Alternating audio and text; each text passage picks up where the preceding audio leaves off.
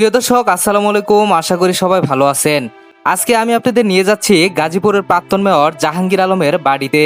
জুলাই আন্দোলনের পর নাকি তার বাড়িটি আগুন দিয়ে জ্বালিয়ে দেওয়া হয়েছে। আজকে এতদিন পর তার বাড়িটির কি অবস্থা, বাড়িতে কেউ থাকে কিনা, এলাকার লোকজন তার ব্যাপারে কি বলে, সবকিছুই আজকের এই ভিডিওর মাধ্যমে তুলে ধরার চেষ্টা করব ইনশাআল্লাহ। সাথেই থাকবেন, আশা করি ভিডিওটি ভালো লাগবে।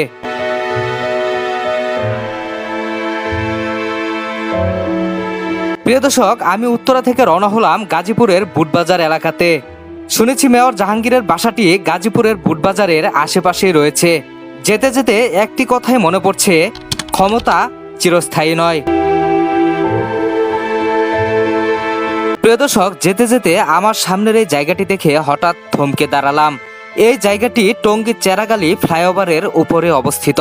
ঠিক এই জায়গাটিতে কত মানুষের জীবন দিতে হয়েছে তার সঠিক কোনো হিসাব নেই। গাজীপুরে ঢোকার আগেই এই জায়গাটি যেন ছিনতাইকারীদের আস্তানা। আমার সামনে যে জায়গাটি দেখতে পাচ্ছেন, এখানেই কিন্তু ছিনতাইয়ের মতো ঘটনা ঘটতো। কেউ যদি তাদের কাছ থেকে বাঁচার জন্য চেষ্টা করত, তাহলে বিনিময়ে তাকে জীবন দিতে হতো। দর্শক, আমার সামনে যে দেওয়ালটি দেখতে পাচ্ছেন, শুধুমাত্র ছিনতাইকারীদের হাত থেকে সাধারণ জনগণকে রক্ষা করার জন্যই কিন্তু এই ওভারব্রিজের উপর থেকে নিচে নামার রাস্তাটি সম্পূর্ণভাবে বন্ধ করে দেওয়া হয়েছে। মেয়র জাহাঙ্গীর আলম সম্পর্কে কিছু কথা আপনাদের সাথে শেয়ার করতে চাই। জাহাঙ্গীর আলম 2018 সালের বিপুল ভোটে মেয়র নির্বাচিত হওয়ার পর রাজনৈতিক ক্যারিয়ার যখন তুঙ্গে, ঠিক তখনই 2021 সালের সেপ্টেম্বরে একটি অডিও ক্লিপকে কেন্দ্র করে আওয়ামী লীগ থেকে তাকে আজীবনের জন্য বহিষ্কার করা হয়েছিল। মুহূর্তের মধ্যে ক্ষমতার শীর্ষে থেকেও এক প্রকার শূন্যে নেমে আসেন জাহাঙ্গীর আলম। 2023 সালের গাজীপুর সিটি কর্পোরেশন নির্বাচনে আওয়ামী লীগ জাহাঙ্গীরকে বাদ দিয়ে মেয়র নির্বাচনে অন্য একজনকে মনোনয়ন দেয়। কিন্তু রাজনীতির আসল চালটি জাহাঙ্গীর আগের থেকেই চেলে রেখেছিল। তিনি ব্যাকআপ প্ল্যান হিসেবে নিজের মা জাবেদা খাতুনকে স্বতন্ত্র প্রার্থী হিসেবে রেখেছিলেন। নিজের মনোনয়ন বাতিল হওয়ার পর জাহাঙ্গীর তার পুরো শক্তি ও জনপ্রিয়তা ঢেলে দেয় মায়ের নির্বাচনী প্রচারণায়। অবশেষে 2023 সালের 25 মে টেবিল ঘড়ি প্রতীক নিয়ে গাজীপুরের প্রথম নারী মেয়র নির্বাচিত হন জাহাঙ্গীরের মা জাবেদা খাতুন। অবশ্যই পরে জাহাঙ্গীর আলম পুনরায় আওয়ামী লীগের সাথে যুক্ত হয়েছিলেন। কিন্তু ভাগ্যের কি নির্মম পরিহাস, জুলাই আন্দোলনের পর সবকিছুই যেন নিমিষেই শেষ হয়ে গিয়েছিল। প্রিয় দর্শক, আমরা প্রায় কাছাকাছি চলে এসেছি। একটা সময় মেয়র জাহাঙ্গীর আলমের বাড়িটি সবসময় জাঁকজমক ছিল। সবসময় বাড়ির সামনে নেতাকর্মীদের ভিড় লেগেই থাকতো। আর আজকে নাকি সেই বাড়িটি নীরব নিস্তব্ধ হয়ে পড়ে আছে। বাড়িতে নাকি বাতি দেওয়ারও একজন লোক নেই।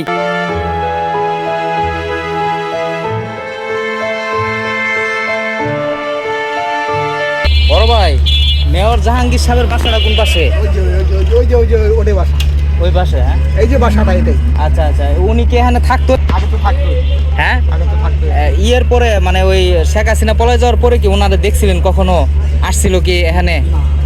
আসে নাই। এখন এখন তো বর্তমানে বাসার ভিতরে কিছু নাই, সবকিছু তো মানে একদম নিষ্ক্রিয় হয়ে গেছে। প্রিয় দর্শক, আমি ঠিক এই মুহূর্তে দাঁড়িয়ে রয়েছি সেই কাঙ্ক্ষিত বাসাটির সামনে। ঠিক রাস্তার ওই পাশেই যে ভাঙাচোরা বাসাটি দেখছেন, হয়তোবা এই বাসাটি গাজীপুরের প্রাক্তন মেয়র জাহাঙ্গীর আলমের বাসা। চলেন তাহলে বাসাটির সামনে গিয়ে দেখি কি অবস্থা।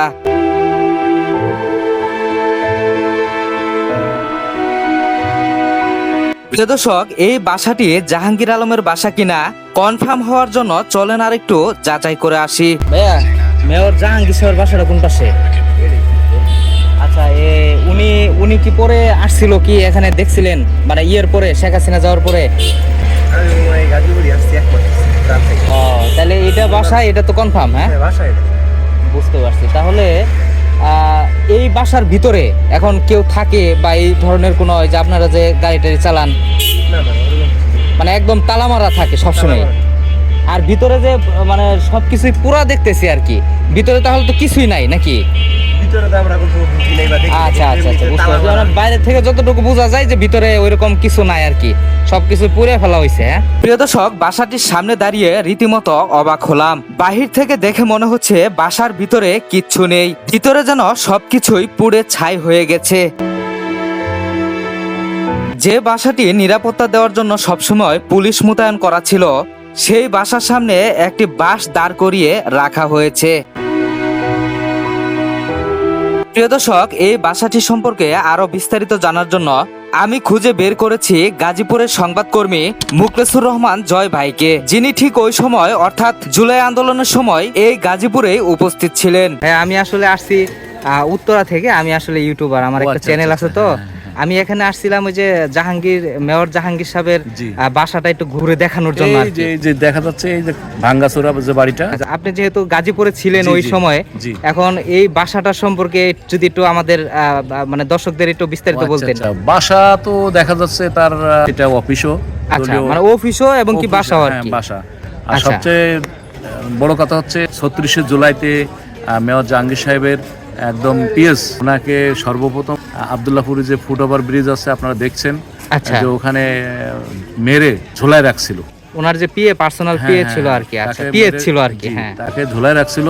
এর পরবর্তীতে এই যে বাড়িটা দেখছেন, বাড়িটা তো ওই দিনেই লুটপাট হয় এবং প্রথমে হচ্ছে আগুন দিয়ে, মানে আগুন জ্বালানো হয়, অনেক ক্ষতি হয়। ক্ষতি হওয়ার পরে যেটুক ছিল আর কি সেই মালামাল বা আসবাবপত্র আপনার সব লুটপাট হয়ে গেছে। মানে ভিতরে এখন কিছু নাই আর কি। এসি ছিল, ফ্যান ছিল, সোফা বা অন্যান্য জিনিসপত্র ছিল, সেটা ধরেন আগুনে লাগে নাই। বাকি অংশটুকু তারা লুটপাট করে নিয়ে গেছে।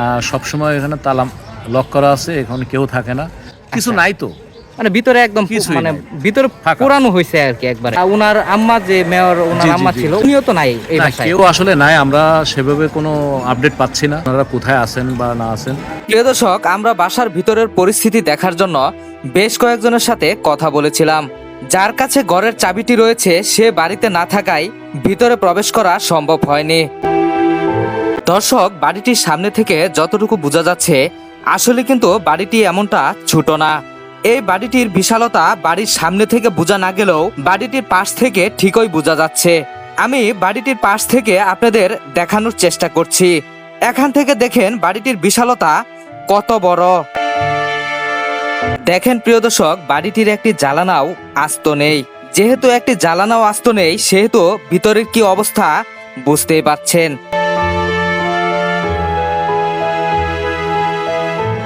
দর্শক, আজকে বিদায় নিতে হচ্ছে।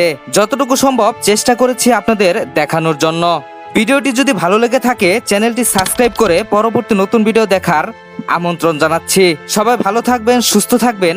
আল্লাহ হাফেজ।